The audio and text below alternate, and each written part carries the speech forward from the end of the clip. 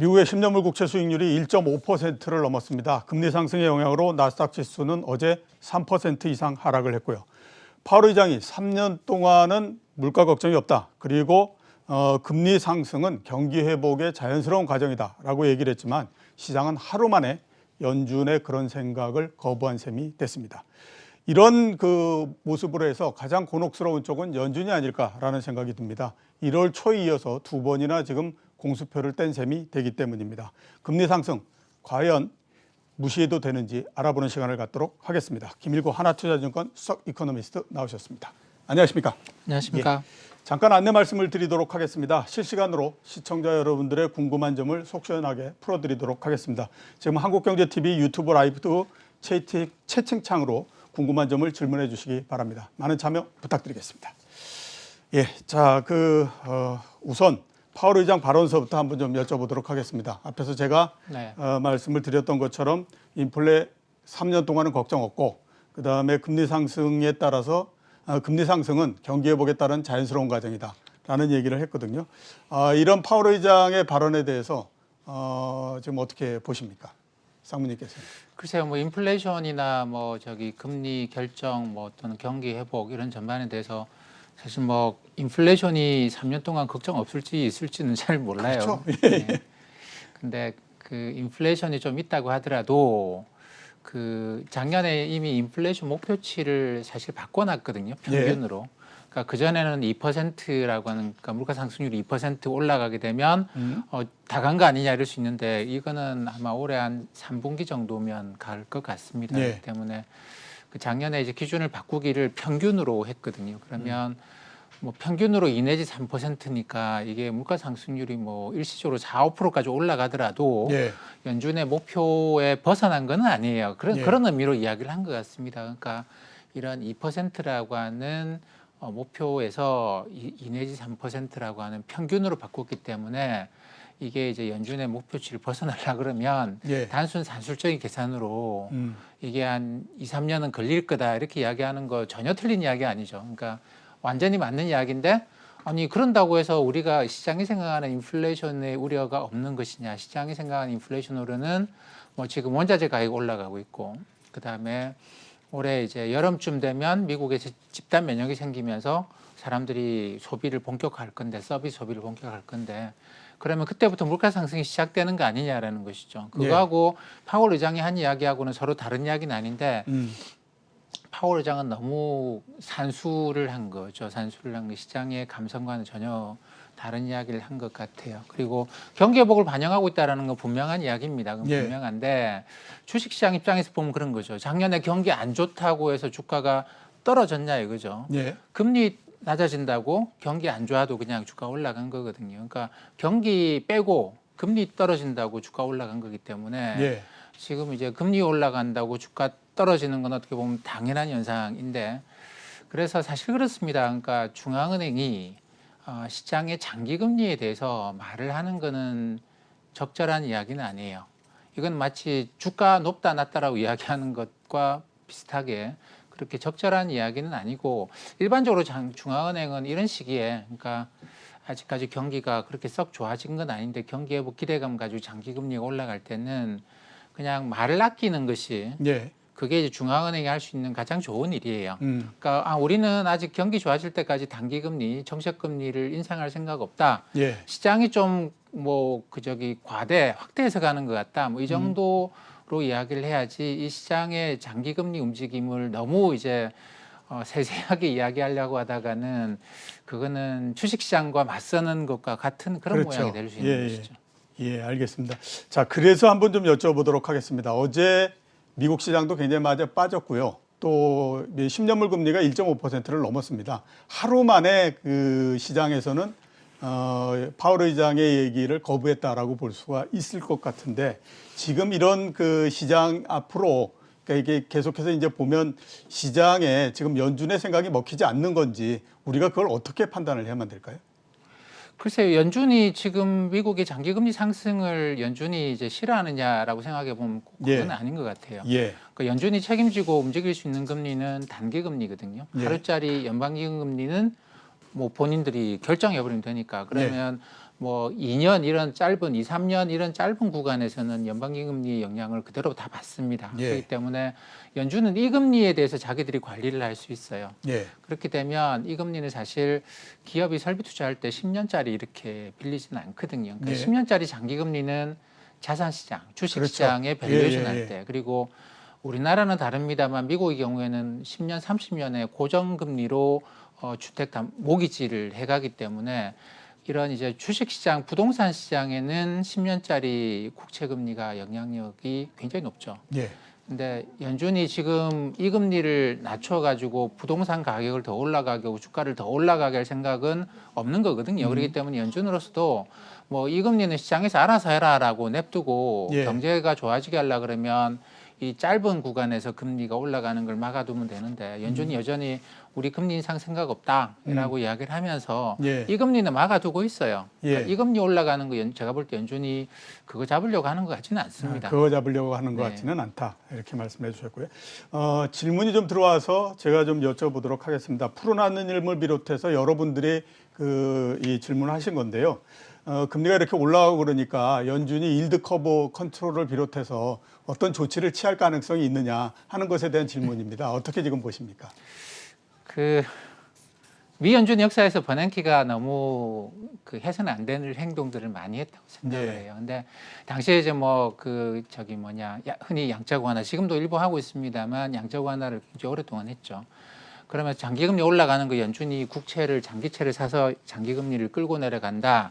그리고 단기금리에 비해서 장기금리가 너무 높으면 단기의 채권을 발행해서라도 장기채를 사서 금리를 끌고 내려간다. 이 스윙 곡선 일드 커브가 너무 이게 이제 확대되어 있는 거는 뭐 줄이겠다 이런 식의 이야기를 버냉키 의장은 많이 했었습니다. 근데 예. 버냉키 의장이 그럴 수밖에 없었던 이유가 당시에는 부동산 가격이 폭락을 했었거든요. 예. 그러니까 미국 가계의 부가 확 떨어지는 상황이고 미국 경제가 다시 좋아지게 하려고 그러면 부동산 가격을 원상 회복을 시켰어야 돼요. 예. 2008년에 한번 폭락을 했고 그다음에 좀 개선되는 것처럼 하다가 2012년에 다시 더블 딥으로 폭락을 했단 말이죠. 이것 때문에 양적 완화를 한 것이고 수익률 곡선을 관리하겠다 이런 이야기를 한 건데 지금은 자산 가격이 다 올라가 있는데 네. 그 예전에 버냉키 시절의 생각을 해서는 안 됩니다. 지금 예. 파월 의장은 그런 생각 전혀 안 하고 있을 거고 연준의 이야기하는 걸 들어보면 전혀 그때 파월 버냉키 의장 때의 생각과는 완전히 달라요. 그 이야기는 지금은 자산 가격을 끌어올려야 되는 그런 상황은 아니다라는 것이죠. 물론 뭐 작년처럼 바이러스 확산 때문에 이게 불안감이 급속도로 확산되고 있는 상황에서는 자산 가격을 올리는 정책을 쓰죠. 양적 완화 정책을 쓰긴 하는데 예. 그거는 극히 일시적으로 쓰는 것이고요. 예전에 버냉키 연준 의장 시절처럼 그걸 항상적으로 일상적으로 쓰는 그런 시절은 아닌 거는 분명하고 그거는 예전에 옐렌 의장 때 옐렌 의장이 분명하게 이야기했습니다. 우린 다시 그런 상황으로 돌아가지 않는다. 그렇게 나빠지더라도 다시 버냉키 의장이 하던 것처럼 자본시장에 그러니까 10년짜리 국제 장기채 시장에 개입하는 행동은 하지 않겠다라는 이야기를 옐렌 의장 때부터 분명하게 했습니다. 파월 의장도 임기가 시작되고 난 다음에 그런 이야기를 분명하게 했어요. 알겠습니다. 또 질문이 김지민 씨가 질문하셨는데요. 금리 상승에 따라서 S&P 500 쪽에서 돈이 빠지는 게 아니냐라는 질문을 하셨거든요. 제가 보기에는 상당히 좀 곤혹스러운 질문 아닐까라는 생각이 드는데 어떻게 판단하십니까? 당연한 거죠. 그동안은 그렇죠. 사실 대안이 없다. 예. 그러니까 뭐 주식밖엔 대안이 없다 이런 이야기를 많이 했었는데 그 이야기의 핵심이 채권 금리가 너무 낮다는 거 아닙니까? 이 금리의 채권을 사느니 그냥 주식 사서 어떻게 될지 모르겠지만 주식 사서 위험을 감수하겠다라는 거거든요. 근데 사실 미국 국채 금리가 지금 같은 상황에서 2%가 된다고 한다면 제가 볼 때는 그럼 이제 균형이 좀 맞아 들어갈 것 같은데 1.5%를 넘어서면서 사실 그런 걱정들 하는 것이죠. 그리고 대규모 자금을 운영하는 기관 투자자 입장에서는 그리고 이제 거액 자산가들 입장에서는 이쯤 되면 내가 계속 주식의 위험을 계속 짊어져야 되느냐, 주가가 낮은 것도 아닌데 그러면 이 주식 자금의 일부가 이제 채권 시장으로 넘어가는 거는 너무나 당연한 현상이겠죠. 그런 과정에서 그동안 이제 뭐 유동성 이야기하면서 올라왔던 주가가 좀 조정받는 것도 당연할 것이고요. 알겠습니다. 자, 미국 금리가 오르면서 시장 내부적으로도 상당히 좀 변화가 있는 상태입니다. 그동안에 시장을 많이 끌고 왔던 대형 기술주라고 얘기하는 성장주들이 주가가 요즘에 보면 상당히 좀 두드러지게 하락하고 있습니다. 애플이 지금 주가가 12월 초 수준 정도로서 돌아가 버린 형태이더라고요. 그래서 이렇게 되다 보니까 금리가 상승하면 성장주 떨궈내고 그다음에 가치주 쪽을 보다 더 강화해야 된다라고 하는 얘기 상당히 많은 상태거든요. 어떻게 지금 판단하고 계십니까?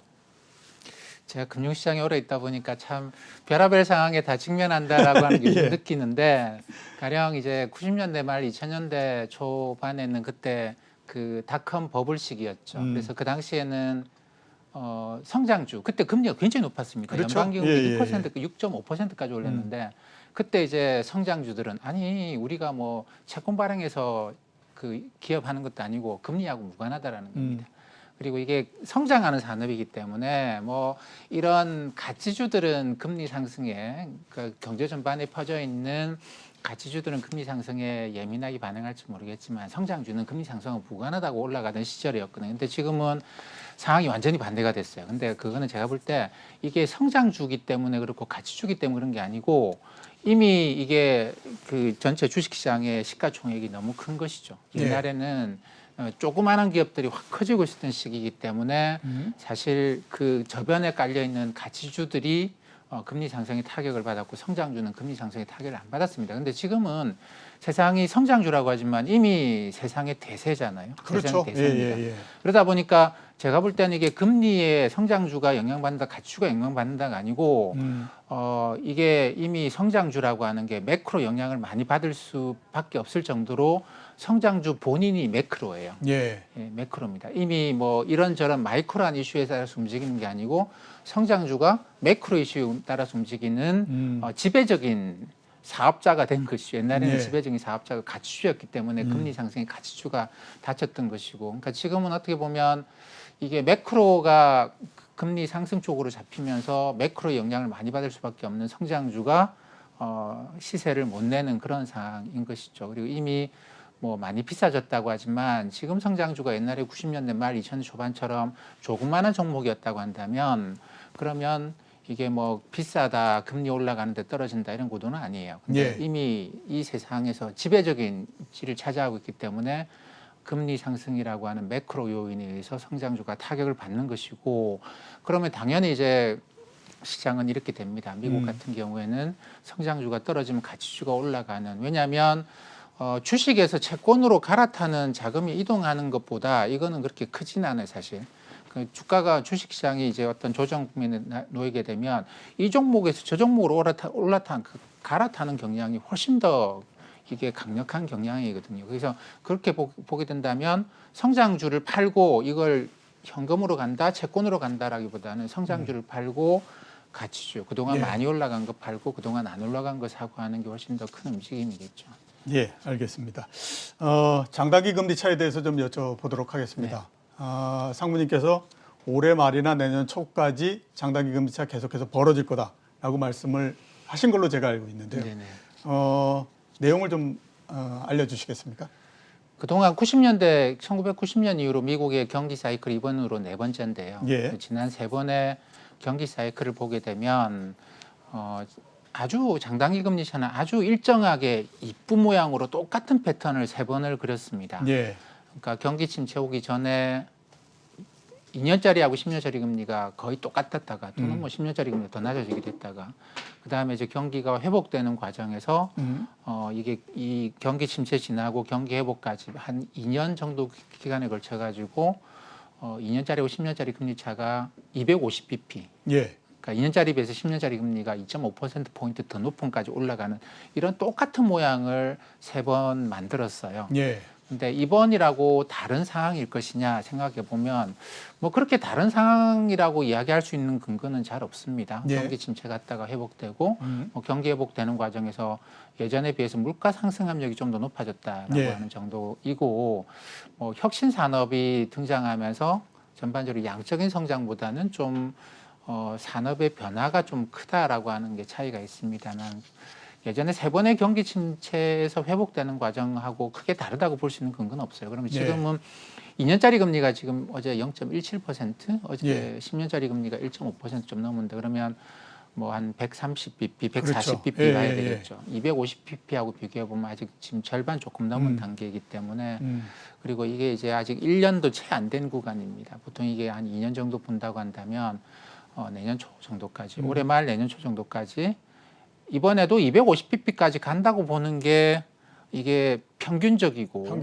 예, 예. 그리고 그럴 근거가 그 근거가 이제 많은데 그렇지 않다라고 주장할 근거가 좀 잘 없어요. 예. 그렇게 본다면 이번에도 여기서 100bp 이상 더 벌어질 수 있다. 2년짜리, 10년짜리 금리가. 그래서 예. 10년짜리 금리가 2% 중반까지 갈 수 그렇죠. 있다. 이렇게 예. 생각하는 거는 좋을 것 같습니다. 예, 어차피 단기 금리는 그렇게 크게 오르거나 그럴 가능성이 별로 없는 상태이기 때문에 연준의 지금 그 정책 스탠스로 봤을 때는 그러면 10년물 금리가 2%를 훨씬 넘어서까지도 전진할 수 있다. 이렇게 우리가 판단해 볼 수 있지 않나라는 생각이 듭니다.